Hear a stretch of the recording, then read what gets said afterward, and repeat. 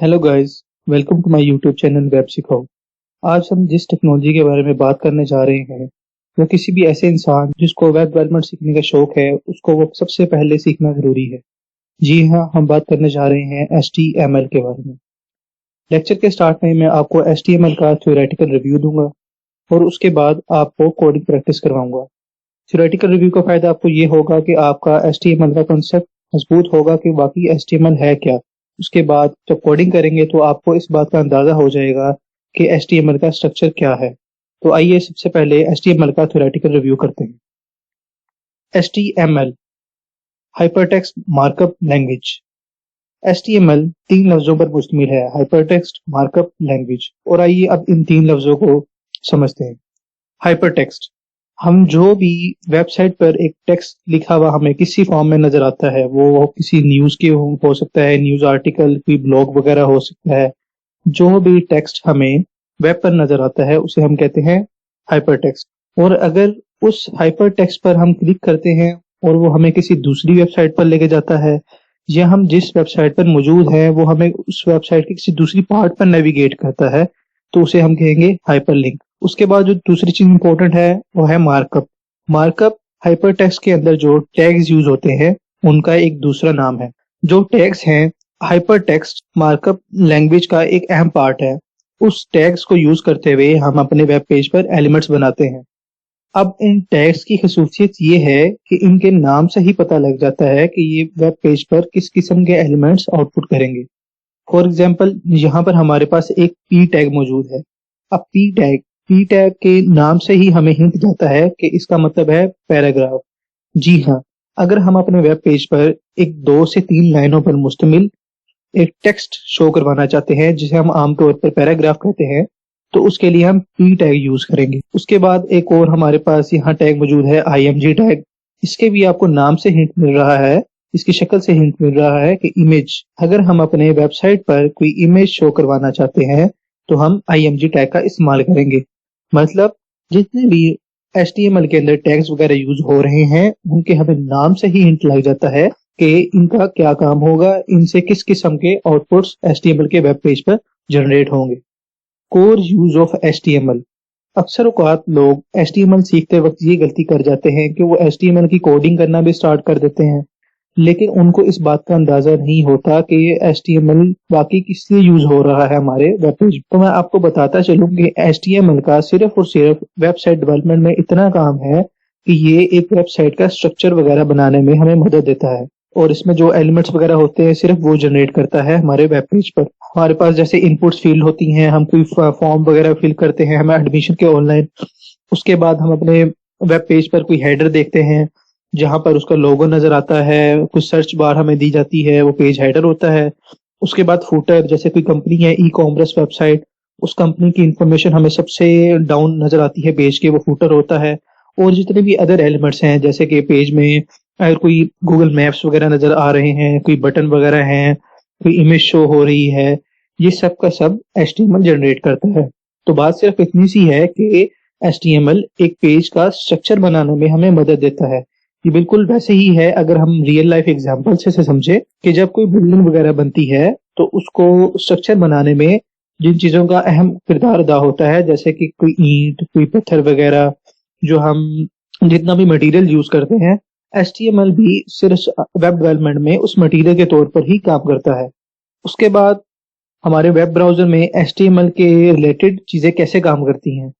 हम जब भी अपने वेब ब्राउजर में जो हमें वेबसाइट चाहिए होती है उसे सर्च करते हैं तो हमारा ब्राउजर सबसे पहले ये काम करता है कि उस सर्वर पर जहां पर वो वेबसाइट स्टोर है वहां पर वो रिक्वेस्ट जनरेट करता है कि हमें ये वेबसाइट चाहिए। तो वो आपका सर्वर जहां पर HTML का कोड पहले से मौजूद है वो रिस्पॉन्स बैक देता है हमारे ब्राउजर को, और जब हमारा ब्राउजर वो रिस्पॉन्स रिसीव करता है तो जो उसे HTML मिला है, कोड मिला है HTML का, उसके मुताबिक हमें वेब पेज शो करवाता है। जिन लोगों को सर्वर के बारे में नहीं मालूम उनको मैं बताता चलूं कि सर्वर का काम सिर्फ ये होता है कि सर्वर हर वक्त जो हमारी वेबसाइट्स है उनका कोड अपने अंदर सेव रखता है, ताकि जिस जगह जब भी किसी यूजर को वेबसाइट की जरूरत हो तो वो ब्राउजर सर्वर को रिक्वेस्ट भेजेगा और सर्वर वापस हमें उसका रिस्पॉन्स देगा। तो आइए अब हम प्रैक्टिकल करना स्टार्ट करते हैं HTML का, तो सबसे पहले मैं आपको बताता चलूँ कि हमें जिन चीज़ों की ज़रूरत होगी जब हम HTML की प्रैक्टिकली कोडिंग करेंगे, वो ये है कि एक हमें इंटरनेट ब्राउज़र चाहिए, जिसमें हमें HTML की आउटपुट नज़र आएगी। जो हम उस HTML का कोड लिखेंगे और हमारी जो HTML की फ़ाइल होगी वो एक इंटरनेट ब्राउज़र में लोड होगी। उसके बाद टेक्स्ट एडिटर।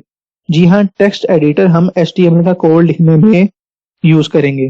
क्योंकि टेक्स्ट एडिटर हमें HTML का कोड लिखने में काफ़ी आसानी देता है, ना कि हम सिंपल नोटपैड पर HTML की प्रोग्रामिंग करें। और जो मैं टेक्स्ट एडिटर यूज़ करूँगा वो होगा सबलाइम टेक्स्ट 3। और उसके बाद सबसे मोस्ट इम्पोर्टेंट चीज़ जो हमें इस सारे लेक्चर को कंबाइन करके समझने में मदद देगी वो होगी आपका फोकस, आपकी मेहनत और आपका सब्र। तो आइए हम प्रैक्टिकली चीज़ें करना स्टार्ट करते हैं। तो आइए सबसे पहले हम अपना text editor Sublime text 3 open करते हैं। और अब हम अपनी सबसे पहली HTML की फाइल बनाने जा रहे हैं।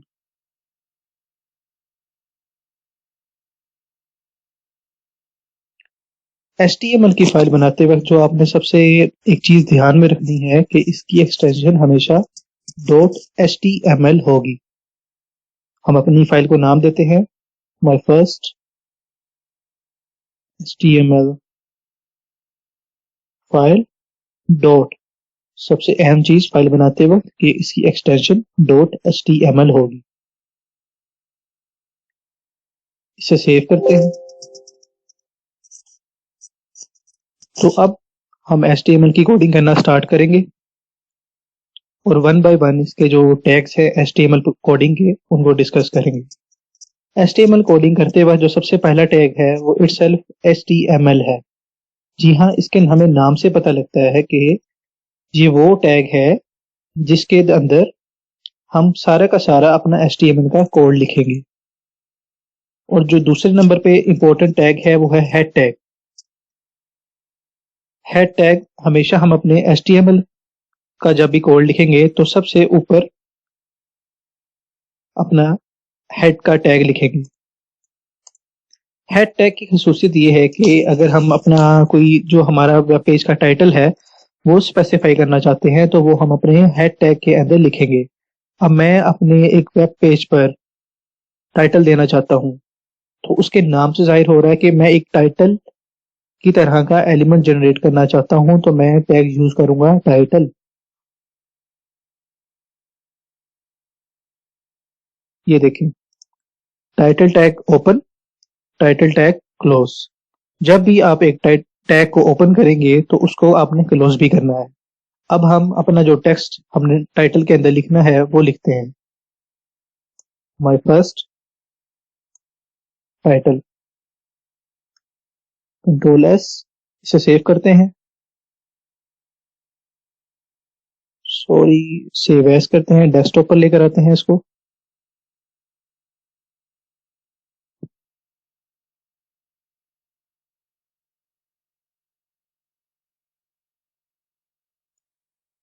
और जैसा कि आप देख सकते हैं कि जब हमारा वेब पेज ब्राउजर पर लोड होता है तो इसके टाइटल में क्या लिखा हुआ आ रहा है, माय फर्स्ट टाइटल, जो हमने अपने HTML की कोडिंग करते वक्त टाइटल टैग के दरम्यान में लिखा था। हेड टैग का टाइटल के अलावा एक और काम ये होता है कि अगर हमें अपने HTML कोड के साथ, HTML की फाइल के साथ किसी दूसरी फाइल्स का लिंकेज बनाना होता है तो हम उस फाइल का जो लिंक होता है वो यहाँ हेड टैग के अंदर स्पेसिफाई करते हैं।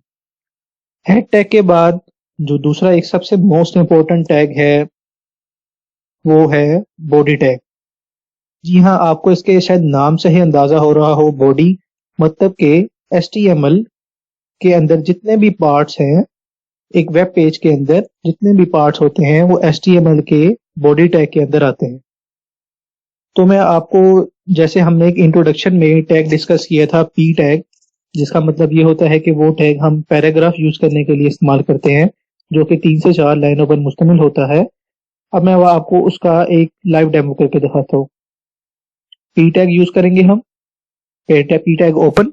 अब पी टैग को हम क्लोज करेंगे और जो हमें टेक्स्ट लिखना है अपने पैराग्राफ के अंदर, जो हमें वेब पेज पर शो होगा, वो लिखते हैं माय फर्स्ट टेक्स्ट। मैं इसको कॉपी करता हूँ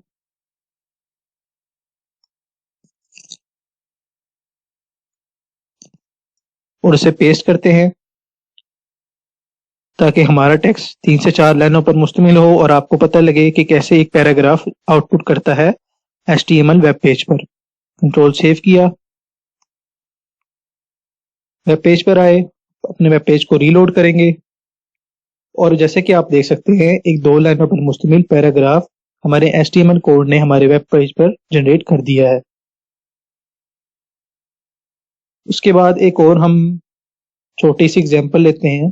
अक्सर औक़ात हम अपनी बुक्स वगैरह में एक हेडिंग देखते हैं, एक टेक्स्ट देखते हैं जिसका आमतौर पर पैराग्राफ से जो फ़ॉन्ट होता है वो बड़ा होता है और ज़्यादा गहरा होता है, वेट में मतलब ज़्यादा होता है, तो हेडिंग टैग है।